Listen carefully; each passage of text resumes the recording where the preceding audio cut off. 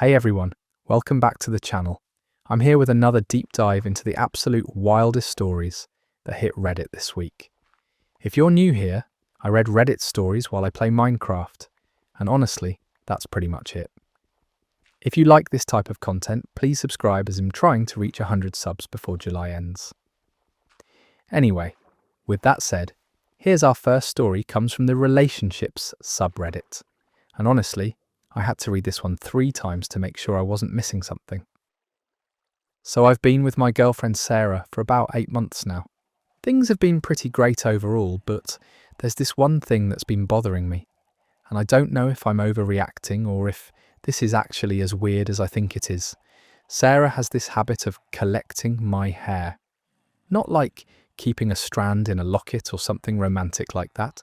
I'm talking about systematically collecting my hair from our shower drain, my pillowcase, even plucking strands off my clothes when we're just sitting together watching TV. At first I thought maybe she was just being helpful, like cleaning up after me or whatever. But then I found a shoebox under her bed, filled with little plastic bags, each one labelled with a date and containing what looked like clumps of my hair. There were probably 30 or 40 bags in there, going back to almost the beginning of our relationship. Some of the bags had notes written on them like, after his haircut, or from the couch cuddle session. When I confronted her about it, she got really defensive and said I was violating her privacy by looking under her bed. I tried to explain that I was just looking for my charger and accidentally knocked the box over, but she wouldn't hear it. She said the hair collection was for a special project and that I should trust her. When I pressed her for details about what kind of project requires months of secretly hoarded hair, she just said it was a surprise, and I was ruining it by asking questions. The thing is, everything else about our relationship is normal. She's sweet, funny, we have great chemistry, and up until this discovery, I was actually thinking about asking her to move in with me. But now I can't stop thinking about those little bags of hair with dates on them. Is this some kind of craft project I don't understand? Is she planning to make me a wig? Or is this crossing into seriously creepy territory? I've tried Googling girlfriend collecting boyfriend's hair, but all I get are articles about voodoo dolls and DNA testing, which isn't exactly reassuring. My friends think I should run, but part of me wonders if I'm just being paranoid about something that has a perfectly innocent explanation. Has anyone else experienced anything like this? Am I overthinking it? Or should I be concerned that my girlfriend has been secretly harvesting my hair for 8 months? That's where the story ends, and honestly, I don't even know where to begin with this one. The fact that she's been systematically dating and organising bags of hair for 8 months is beyond any normal craft project I can think of. The secrecy, the defensiveness when caught, and those detailed labels make this feel like something way more intense than a romantic keepsake. I'd be running for the hills, but maybe that's just me. Hey. Moving on to something that'll make you think twice about your family dynamics. This next story comes from the True Off My Chest subreddit. I need to get this off my chest because it's been eating me alive for weeks, and I can't tell anyone in my real life my family thinks I'm this successful, put-together person, but the truth is I've been living a complete lie for the past 2 years. It started small, but now it's spiraled so far out of control that I don't know how to fix it without destroying everything. 2 years ago, I got fired from my job at a marketing firm for repeatedly showing up late and missing deadlines. I was going through a really rough patch with depression and just couldn't get my life together. Instead of telling my family what happened, I panicked and told them I got promoted to a senior position with a big salary increase. I don't know why I lied. I guess I was embarrassed and thought I'd find a new job quickly, and no one would ever have to know. But finding a new job took longer than expected. Weeks turned into months, and I was running out of savings fast. My family kept congratulating me on my success and asking about my fancy new office. My mum even bragged to her friends about how well I was doing. I felt trapped by the lie, so I kept it going. I started making up stories about important clients and business trips. I'd leave the house every morning dressed for work and spend the day at the library or coffee shops. applying for jobs and trying to figure out how to get out of this mess. The worst part is that my family started asking me for money.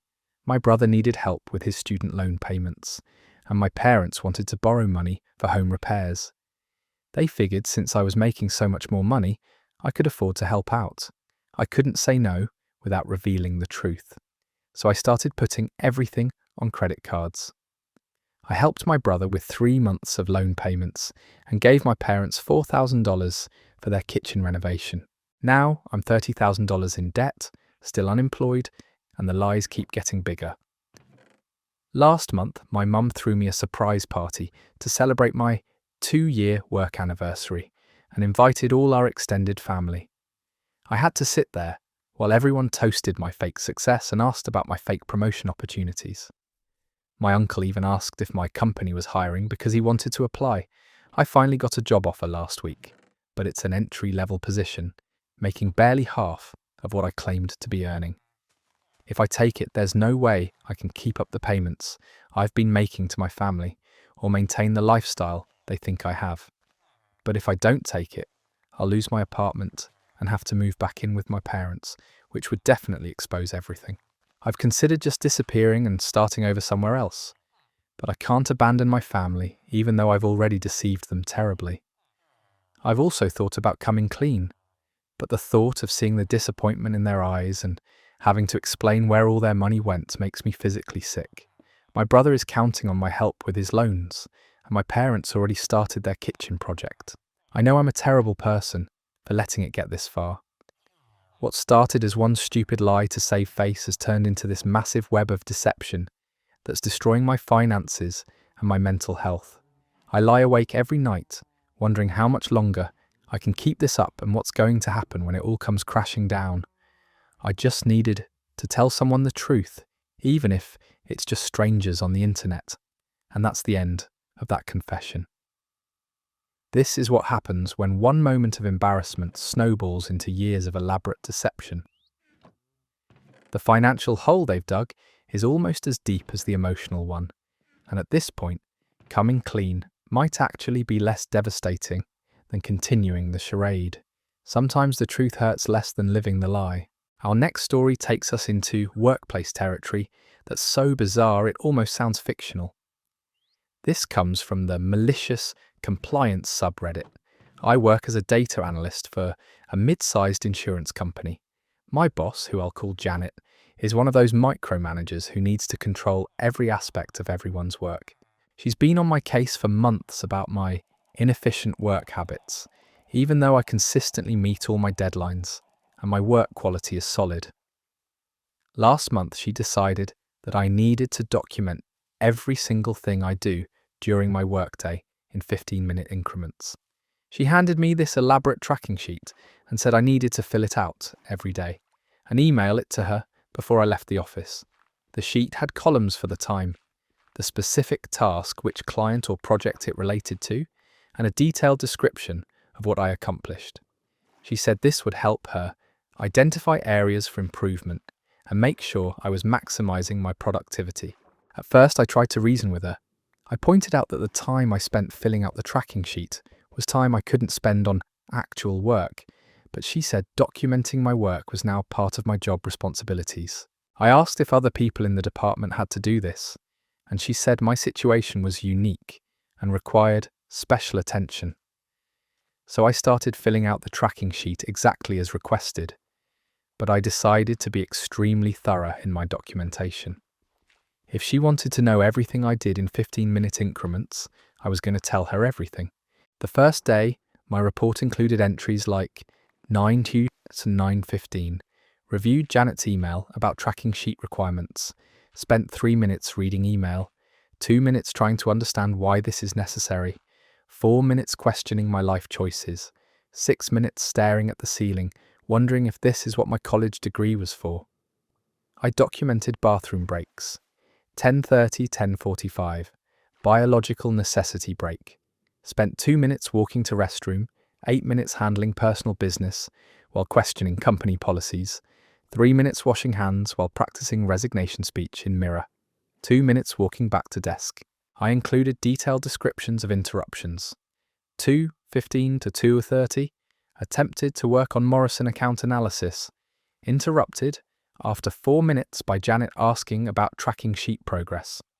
Spent 6 minutes explaining that I was working on actual work instead of documentation. Used remaining 5 minutes to update tracking sheet with this meta entry about tracking sheet interruption. My personal favourite was 11:45 to 12 hours, eating lunch at desk while simultaneously filling out morning tracking sheet entries. Spent 7 minutes trying to eat sandwich one-handed while typing.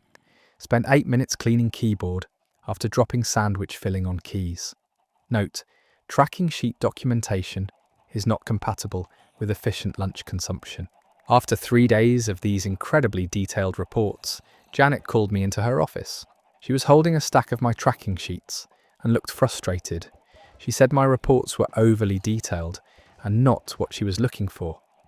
I told her I was just following her instructions to document everything I did in 15-minute increments, with detailed descriptions. She tried to clarify that she wanted me to focus on work-related activities only, so I asked her to define what counted as work-related. Was walking to the printer work-related? What about the time spent reading her emails about the tracking sheet? Was the time spent filling out the tracking sheet itself work-related or administrative overhead?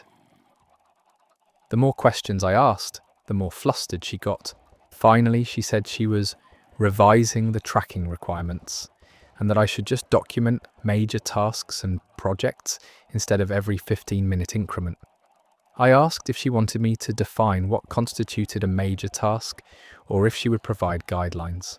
2 days later, she sent an email saying that the tracking sheet experiment was being temporarily suspended while she refined the process. That was 6 weeks ago, and I haven't heard anything about tracking sheets since. I still do my job exactly the same way I always have, meeting my deadlines and maintaining quality work. The best part is that Janet now avoids giving me overly detailed instructions about anything. Last week she asked me to work on the Henderson file, and when I started to ask for clarification about exactly what she wanted me to document and how she wanted me to track my time, she quickly said, "Just use your best judgment," and walked away. Sometimes the best way to deal with unreasonable requests is to follow them so precisely that their flaws become impossible to ignore. Janet wanted detailed documentation, and I gave her exactly that. Now my workday is much more peaceful, and I haven't had to fill out a single tracking sheet. That story is a masterclass in how to handle micromanagement with surgical precision. The beautiful irony of using someone's own unreasonable demands against them never gets old. Janet learned the hard way that sometimes you get exactly what you ask for, even when it's not what you actually wanted. Let's shift gears to something that hits a little closer to home for a lot of people. This next story comes from the family relationships subreddit and deals with some heavy generational trauma. I'm 28 years old, and I just found out that my entire childhood was built on a lie that my parents have been maintaining for decades. This discovery has completely shattered my understanding of my family, and I don't know how to process it or what to do next.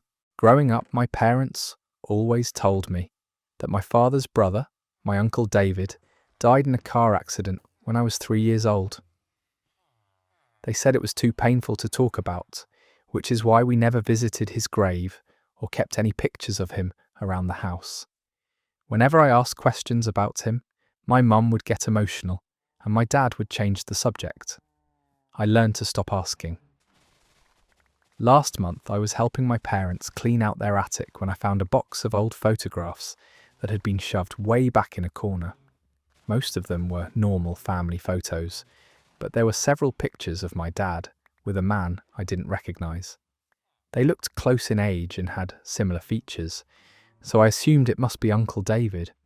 But what confused me was that some of these photos had dates written on the back that were from after I was born. Well after Uncle David was supposedly dead. I brought the photos to my mum and asked about the dates. She looked at them and went completely pale. She started stammering about how the dates must be wrong. Maybe they were taken before the accident, and someone wrote the wrong year on the back. But her explanation didn't make sense because I could see myself as a toddler in the background of one of the photos. That night I did some internet searching. I found my Uncle David's Facebook profile. He's very much alive, living about 6 hours away, married with 2 kids of his own. His profile was public, and I could see photos going back years. In his family photos, I could see my parents, and even some pictures of me as a young child. There were birthday parties, holidays, family gatherings, all from the time period when I thought he was dead. I confronted my parents the next day. After a lot of tears and deflection, the truth finally came out. Uncle David isn't dead, but he's been completely cut off from our family since I was 5 years old. Apparently, he and my father had a massive falling out over money. My grandfather had left both sons equal shares in his small business, but my father wanted to sell and David wanted to keep it running. The disagreement turned ugly. According to my parents, David accused my father of being greedy and not respecting their father's legacy. My father accused David of being irresponsible and holding back the family's financial future. The fight escalated to the point where they said terrible things to each other, things that couldn't be taken back. But here's the part that really gets me. My parents decided that it would be easier to tell me David was dead than to explain why we suddenly stopped seeing him. They thought I was too young to understand family conflict, and that it would be simpler to just erase him from our lives completely. When I got older and asked questions, they felt like they'd already committed to the lie and couldn't figure out how to take it back. What makes this even more painful is that I have vivid memories of Uncle David from when I was little. He used to bring me books and help me build elaborate Lego structures. I remember him teaching me to ride a bike and taking me to baseball games. For years I thought those were just really vivid dreams or false memories, because my parents told me he died when I was 3. I've been trying to process this for weeks now. I'm angry that they lied to me for over 20 years. I'm heartbroken that I lost a relationship with my uncle and missed out on knowing my cousins. I'm confused about what other parts of my family history might be lies, and I'm scared about what it means that my parents were capable of maintaining such an elaborate deception for so long. I found Uncle David's phone number and I've been staring at it for days, trying to decide if I should call him. Part of me desperately wants to reconnect and try to rebuild that relationship. But another part of me is terrified that he won't want to hear from me, or that reaching out will cause even more family drama. My parents are begging me not to contact him. They say it will just reopen old wounds and that some things are better left in the past. They keep apologizing for lying but insisting they did it to protect me. I don't know if I can forgive them for stealing 23 years of a relationship from me. And I don't know if trying to get that relationship back is worth potentially destroying what's left of my family. The story ends there, leaving us with someone caught between decades of family lies and the possibility of reconnecting with stolen relationships. The parents' decision to fake a death rather than explain a family conflict shows how small deceptions can snowball into life. Altering lies, 23 years of believing your uncle was dead when he was actually just 6 hours away living his life, is the kind of betrayal that rewrites your entire understanding of your family. We're going to take a quick break from family drama and dive into something that happened in the dating world that's so awkward it's almost painful to read. This comes from the dating subreddit, and it's one of those stories that makes you grateful for every normal date you've ever been on. I went on what I thought was going to be a simple coffee date last Saturday with this guy I met on a dating app. His profile seemed normal enough. Decent job, nice photos, we'd been texting for about a week, and the conversation flowed pretty well. We decided to meet at this cute little coffee shop downtown at 2 in the afternoon. Nothing fancy, just a casual first date to see if we clicked in person. I got there a few minutes early and grabbed a table near the window. He showed up right on time, which I appreciated, and at first everything seemed fine. He looked like his photos, was polite, ordered his coffee without any weird demands. We started with the usual first date small talk about work, hobbies, that kind of thing, but about 15 minutes in, things started getting strange. He excused himself to go to the bathroom, which was totally normal, but when he came back, he had this small notebook in his hand, and he set it down on the table next to his coffee. I didn't think much of it at first, maybe he was a writer or something, but then he opened it up and I could see that it was filled with what looked like a questionnaire, with my name at the top. He started asking me questions directly from this notebook. Not normal getting to know you questions, but really specific stuff like, what's your relationship with your father like? And how do you think that affects your dating patterns? And describe your last breakup in detail, including what you learned about your own flaws. I tried to laugh it off and asked if he was conducting an interview, but he said he believed in being efficient with his time and wanted to make sure we were compatible before investing in a second date. The questions kept getting more personal and weird. He asked about my credit score, my 5-year plan, whether I wanted kids, and if so, how many, and what parenting style I preferred. He was literally taking notes on my answers.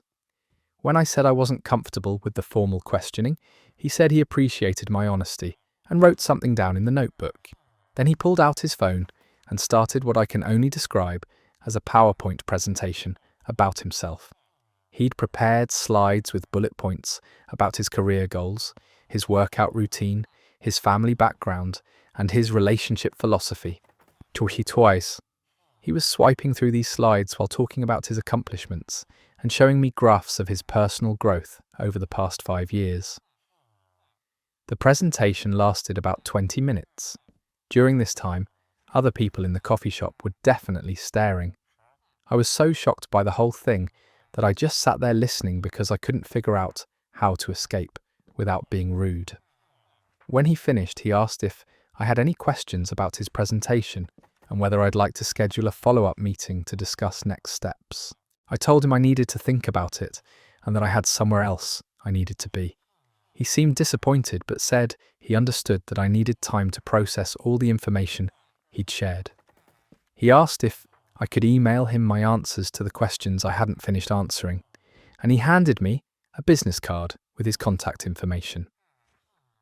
As I was getting ready to leave, he pulled out a folder and handed me what he called a date summary packet. It included a printed copy of his presentation slides, a list of restaurants he'd pre-researched for potential second dates with Yelp ratings and price ranges, and a feedback form for me to fill out rating different aspects of our interaction. The feedback form had categories like physical attraction, conversation quality, future potential, and areas for improvement. There was a section at the bottom where I was supposed to write suggestions for how he could enhance his dating performance. He said he'd been using this system for several months and had gotten valuable feedback from other women that helped him optimize his approach. I took the packet because I was too stunned to refuse it, said goodbye, and practically ran out of that coffee shop. When I got home, I actually read through the whole thing because I couldn't believe it was real. His presentation slides included pie charts showing how he allocated his time between work, fitness, personal development, and social activities. The restaurant list had detailed notes about which places were best for different types of conversations and relationship milestones. He texted me that evening, asking if I'd had a chance to review the materials and when I might be able to provide my feedback. I didn't respond, but he followed up a few days later with a link to an online survey he'd created for streamlining the feedback process. The survey had over 30 questions and asked me to rate everything from his appearance to his presentation skills on a scale of 1 to 10. I finally texted him back, saying I didn't think we were a good match, and he replied asking if I could specify which compatibility areas were problematic so he could address them for future dates. When I didn't respond to that, he sent me a message saying he respected my decision, but hoped I would still consider filling out the feedback form because continuous improvement was important to him. That was 2 weeks ago, and I'm still processing the whole experience. I've been on plenty of awkward first dates, but I've never encountered anything quite like a formal business presentation with supporting materials and homework assignments. I almost feel bad for the guy, because he was clearly putting a lot of effort into dating, but it was like he was trying to solve romance with spreadsheets and data analysis. That's the end of that disaster, and honestly, I don't even know where to start. This guy turned a coffee date into a quarterly business review, complete with performance metrics and action items. The fact that he had a whole system with feedback forms and follow-up surveys makes me think this wasn't his first time trying to optimize human connection through corporate methodology. I'm genuinely curious about what kind of feedback he was getting from other women and whether anyone ever actually filled out those forms. Next up, we have a story that starts with a simple family dinner and ends with a revelation that changes everything. This comes from the Confession subreddit. I've been keeping this secret for 6 months, and it's destroying me from the inside. I need to tell someone what happened, because I can't carry this alone anymore. But I can't tell anyone in my real life without ruining multiple families and destroying relationships that have existed for decades. It started at my mum's birthday dinner back in March. My whole extended family was there. Aunts, uncles, cousins, the works. We do this big family gathering every year for my mum's birthday, and it's always been one of those warm, chaotic affairs where everyone catches up and reminisces about old times. This year felt the same as always, until my Uncle Jerry had a few too many drinks and started telling stories about the old days. Uncle Jerry is my mum's younger brother, and he's always been the family storyteller. When he gets a few beers in him, he starts sharing memories from when they were kids, funny stories about my grandparents, that kind of thing. Everyone loves hearing his stories because he's got this great way of bringing the past to life. But that night, he told a story that made my blood run cold. He was talking about when my mum was pregnant with me, how excited the whole family was about the first grandchild. He mentioned how my dad was deployed overseas during most of the pregnancy, and how hard it was for my mum to go through that alone. None of this was new information. I've always known my dad was in the military and had to miss most of my mum's pregnancy because of his deployment.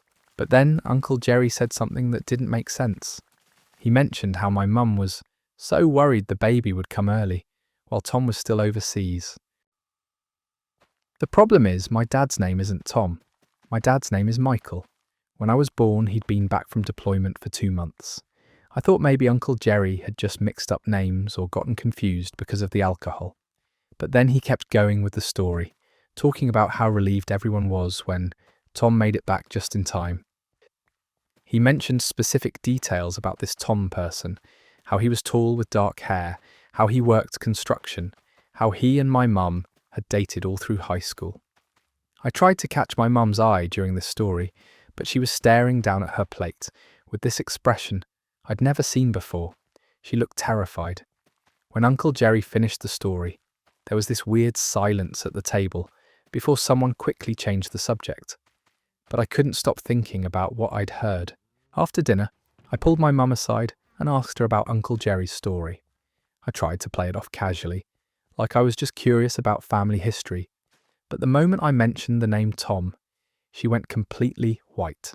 She started stammering about how Uncle Jerry gets confused when he drinks, how he mixes up old stories, how I shouldn't pay attention to his rambling. But her reaction told me everything I needed to know. This wasn't confusion or mixed up memories. There really was someone named Tom, and my mum didn't want me to know about him. I spent the next few weeks doing research, looking through old photos, checking social media, trying to piece together what Uncle Jerry's story meant. I found him. Tom Radley graduated from my mum's high school the same year she did. I found their prom photos together on an old classmate's Facebook page. I found a wedding announcement in the local newspaper from about a year before I was born. Tom Radley married Jennifer Walsh, who is definitely not my mum. But in the wedding photo, Tom looks exactly like me. Same dark hair, same jawline, same build. It was like looking at a photo of myself in a tuxedo. I kept digging and found more pieces of the puzzle. Tom and Jennifer got divorced about 2 years after they married. Around that same time, There are several photos on social media showing Tom and my mum together at various events. Not romantic photos, just group shots from parties and gatherings, but they're clearly spending time together. The timeline started making sense in a way that made me sick to my stomach. My parents got married when I was 6 months old. I always thought it was kind of romantic that they had a small wedding with me there as a baby, but now I'm wondering if they got married because my mum got pregnant with me, and if the man I've called Dad my entire life isn't actually my biological father. I haven't been able to look at my dad the same way since I figured this out. He's been such a good father to me, always supportive, always there for every game and school event. If he's not my biological father, that makes his love and dedication even more meaningful, but it also means my entire life has been built on a lie. The worst part is wondering if my dad knows. Has he been raising another man's child for 28 years, knowing the truth? Or does he think I'm his biological son? I can't decide which scenario is worse. If he knows and never told me, I feel betrayed. If he doesn't know, then I'm carrying information that could destroy him. I've thought about getting a DNA test, but I'm terrified of what it might confirm. I've thought about confronting my mum again, but I don't know if I'm ready for the conversation that would follow. I've even considered reaching out to Tom, but I have no idea what I would say or if he even knows I exist. This secret is eating me alive. Every family gathering feels fake now. Every time my dad talks about how proud he is of me, or mentions how much I look like his side of the family, I feel like I'm participating in some elaborate deception. I love my dad, and I don't want to hurt him, but I also feel like I deserve to know the truth about where I came from. I don't know what to do with this information. Part of me wants to just forget what I learned and go back to my normal life, but I can't unsee the resemblance to Tom or unhear Uncle Jerry's story. I'm stuck between wanting to protect my family and needing to know who I really am. This story cuts deep because it's about the foundations of identity being shaken by a drunk uncle's loose tongue. 28 years of family history suddenly becomes questionable because of one misplaced name in a story. The author is trapped between potentially devastating truth and comfortable lies, and there's no way forward that doesn't risk destroying someone they love. Sometimes family secrets stay buried for good reasons, but once they start surfacing, there's no putting them back. Our final story today comes from the workplace drama subreddit, and it's proof that office politics can get absolutely unhinged when people have too much time and too little supervision. I work at a marketing agency that prides itself on being innovative and creative. We have all the typical startup culture stuff: open floor plan, ping pong table, free snacks, casual dress code, that whole thing. For the most part, it's actually a pretty good place to work. The projects are interesting, the pay is decent, and my co-workers are generally cool people. But over the past few months, something has been happening that's so bizarre I still can't quite believe it's real. It started with the plants. Our office has always had a bunch of plants around to make the space feel more welcoming and natural. Nothing fancy, just some basic office plants that don't require much maintenance.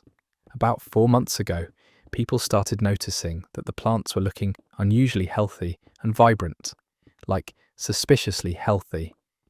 These were plants that had been barely surviving for years, and suddenly they looked like they belonged in a botanical garden. At first, everyone was happy about it. The office looked better, the air felt cleaner, and it was nice to work in a space that felt more alive. But then weird things started happening. People would come in on Monday mornings and find that their desk plants had been moved to different locations overnight. Nothing was damaged or missing. The plants were just in completely different spots than where people had left them on Friday. Then we started finding notes, little handwritten cards tucked into the plant pots with messages like "Philodendron prefers indirect light," or "This succulent needs better drainage." The handwriting was neat and precise, and the advice was actually really good, but no one knew who was leaving them. When people asked around the office, everyone denied writing the notes. The plant situation escalated when people started finding new plants on their desks that they definitely hadn't bought. Someone would leave work on Friday with their usual small cactus and come back Monday to find a beautiful fiddle leaf fig in a matching ceramic pot sitting next to their computer. These weren't cheap plants either. We're talking about expensive specimens that would cost hundreds of dollars at a nursery. Management initially thought it was some kind of team-building initiative that HR had organised without telling them. But when they asked HR about it, no one knew anything about a plant program. The facilities manager was equally confused, insisting that he hadn't ordered any new plants or hired anyone to maintain the existing ones. People started getting paranoid about who was behind the plant mystery. Some thought it was a secret admirer situation. Others wondered if it was some kind of elaborate prank. A few people even suggested that maybe the company was being targeted by an eco-terrorist organisation that was trying to turn our office into a jungle for environmental reasons. The situation got really weird when people started finding plants in impossible locations. Someone discovered a fully grown snake plant in the supply closet that definitely hadn't been there the day before.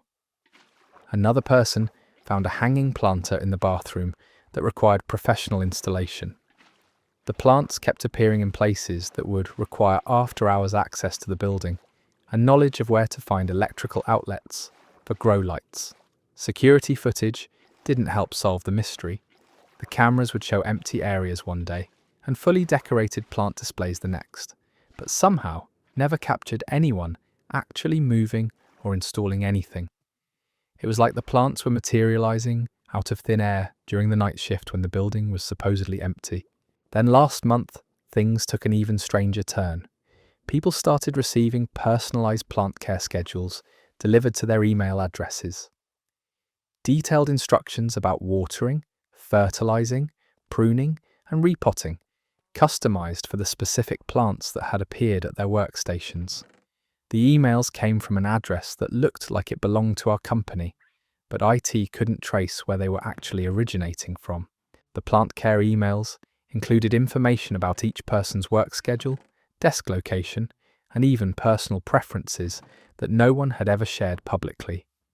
One email mentioned that someone preferred plants that didn't require weekend watering because they liked to travel. Another suggested switching to a different type of plant because the recipient had mentioned being allergic to certain pollens in a casual conversation months earlier.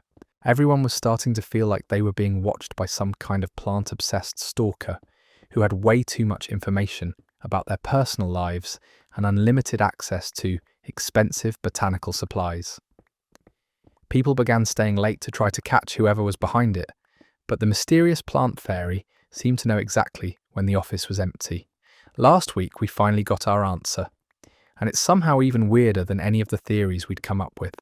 It turns out that our night janitor, who's worked in the building for 12 years and has keys to every office, had been using his access to create what he called therapeutic plant environments for all the tenants in the building. He'd been studying each person's behaviour, stress levels, and work habits, then researching which plants would be most beneficial for their mental health and productivity. He'd been spending his own money on expensive plants and installation equipment because he genuinely believed he was improving everyone's quality of life. The personalised care instructions came from months of observation and research about each person's schedule and preferences. When building management finally confronted him about it, he was genuinely confused about why anyone would be upset. He said he'd been doing the same thing in office buildings for years and had never gotten any complaints. He had spreadsheets tracking the mental health benefits of different plant species and had been documenting improvements in workplace productivity and employee satisfaction. The strangest part is that he was right. People had been happier, more focused, and less stressed over the past few months. Sick days had gone down, productivity was up, and the office atmosphere had definitely improved. Even though everyone was creeped out by the stalker-like observation and unauthorised access, no one could deny that the plants had made work more enjoyable. Management didn't know how to handle the situation. Technically, He'd been using his access inappropriately and spending company time on unauthorized activities. But he'd also been improving the workplace environment at his own expense. And firing him would mean losing someone who clearly cared about the building and its occupants. They ended up promoting him to facilities coordinator and giving him an official budget for plant maintenance and workplace improvements. Now he emails people directly instead of leaving mysterious notes, and he asks permission before adding new plants to anyone's workspace. He still knows an unsettling amount about everyone's personal habits, but at least now it's part of his official job description. The whole experience has left everyone with mixed feelings. We got beautiful plants and a healthier work environment, but we also learned that we'd been under surveillance by a well-meaning janitor who'd been studying our behaviour for months. It's like having a fairy godmother who turns out to be slightly invasive, but ultimately benevolent. And that's where that absolutely surreal workplace saga ends. A janitor turned corporate plant whisperer who'd been conducting unauthorised botanical therapy for months and somehow made everyone's work life better in the process. The fact that management promoted him instead of firing him shows that sometimes the best employee benefits come from the most unexpected sources. It's probably the only time in corporate history that stalking someone's coffee breaks and bathroom schedule led to a promotion. That wraps up another week of the wildest stories Reddit has to offer. From hair-collecting girlfriends, to lying about promotions, to plant-obsessed janitors conducting secret workplace therapy, people continue to prove that reality is stranger than any fiction we could imagine. If you made it all the way to the end of this video, you're clearly as fascinated by human chaos as I am. So make sure to subscribe for more weekly deep dives into the absolute madness that strangers share with the internet. Until next time, stay curious and maybe check under your bed for mysterious boxes of hair. That wraps up another week of the wildest stories Reddit has to offer. From hair-collecting girlfriends to elaborate work lies to plant-obsessed janitors conducting secret workplace therapy, people continue to prove that reality is stranger than any fiction we could imagine. But before we close out, I've got one more story that hit the confession subreddit just yesterday, and it's the kind of thing that makes you wonder how some people function in society. I've been pretending to be lactose intolerant for 3 years because I'm too embarrassed to admit I just don't like milk. It started as a small lie to get out of drinking milk at my girlfriend's parents' house. But now it's become this elaborate deception that's taken over my entire life. My girlfriend Emma comes from one of those families that's obsessed with dairy. Her dad owns a small dairy farm, her mum makes homemade cheese, and every family gathering revolves around milk-based dishes. The first time I went to their house for dinner, they served this creamy pasta dish that was basically swimming in heavy cream. I took one bite and nearly gagged, but I didn't want to be rude to her parents. When Emma's mum noticed I wasn't eating much, I panicked and blurted out that I was lactose intolerant. It seemed like a harmless white lie that would get me out of eating dairy without offending anyone. Emma's mum was incredibly understanding and apologetic, immediately offering to make me something else. I felt bad about lying, but I figured it was a one-time thing. But then Emma started accommodating my fake lactose intolerance in every aspect of our relationship. She switched to buying lactose-free milk for our apartment, started checking ingredients on everything she cooked, and would warn servers at restaurants about my condition when we went out to eat. I kept meaning to come clean, but the longer it went on, the harder it became to admit I'd been lying. The deception escalated when we moved in together. Emma's entire grocery shopping routine changed to accommodate my fake dietary restriction. She'd spend extra money on lactose-free alternatives, read labels obsessively, and feel terrible whenever she accidentally bought something with dairy in it. I watched her stress about my fake condition and felt like a complete monster, but I was in too deep to back out. Things got really complicated when Emma started researching lactose intolerance to better understand what I was going through. She learned about different severity levels, enzyme supplements, and various symptoms. She'd ask me detailed questions about my digestive issues and comfort levels with different types of dairy. I had to start making up symptoms and reactions to maintain the lie. The worst part is that I actually had to start avoiding dairy even when Emma wasn't around, because she'd notice if I seemed perfectly fine after eating pizza or ice cream with friends. I've missed out on so many foods I actually enjoy because I was afraid someone would see me eating dairy and report back to Emma.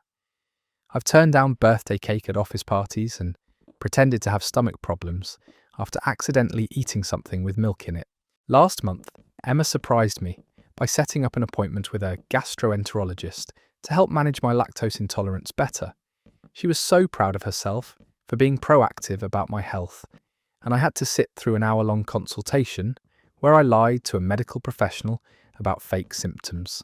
The doctor prescribed enzyme supplements and gave me dietary advice for a condition I don't actually have. Emma has started talking about us getting married and having kids, and she's concerned about whether our children might inherit my lactose intolerance. She's been reading about genetics and asking questions about my family's history with dairy sensitivity. I've had to make up stories about my relatives having digestive issues to support my lie. The breaking point came last week when Emma organised a surprise birthday party for me at a lactose-free restaurant. She'd spent weeks researching places that could accommodate my fake dietary needs and had coordinated with all our friends and family to make sure no one brought dairy-containing gifts or treats. Watching her put so much effort into something based on a lie I told 3 years ago made me feel sick with guilt. I've been trying to figure out how to come clean without destroying our relationship. How do you tell someone you've been lying about a medical condition for 3 years? How do you explain that you've let them spend hundreds of dollars on special food and medical appointments for a fake problem? How do you admit that you've been deceiving someone who loves you enough to completely change their lifestyle to accommodate what they think is your health issue? The irony is that I've actually developed some legitimate digestive issues from the stress of maintaining this lie.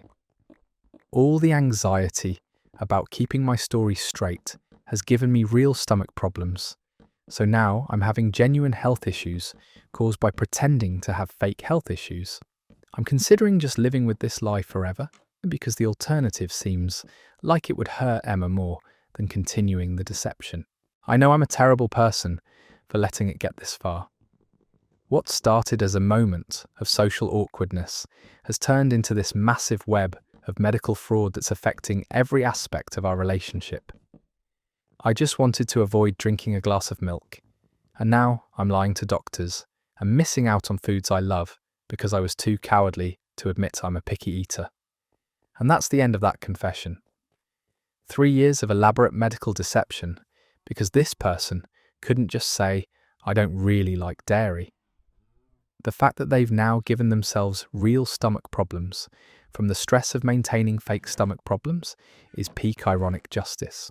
Emma sounds like an absolute saint, and this person is going to have to live with this ridiculous lie forever or completely shatter her trust in the most absurd way possible. If you made it all the way to the end of this video, you're clearly as fascinated by human chaos as I am. These stories prove that behind every normal-looking person is probably some completely unhinged situation they're dealing with in private. Make sure to subscribe if you want more weekly deep dives into the absolute madness that strangers share with the internet. Until next time,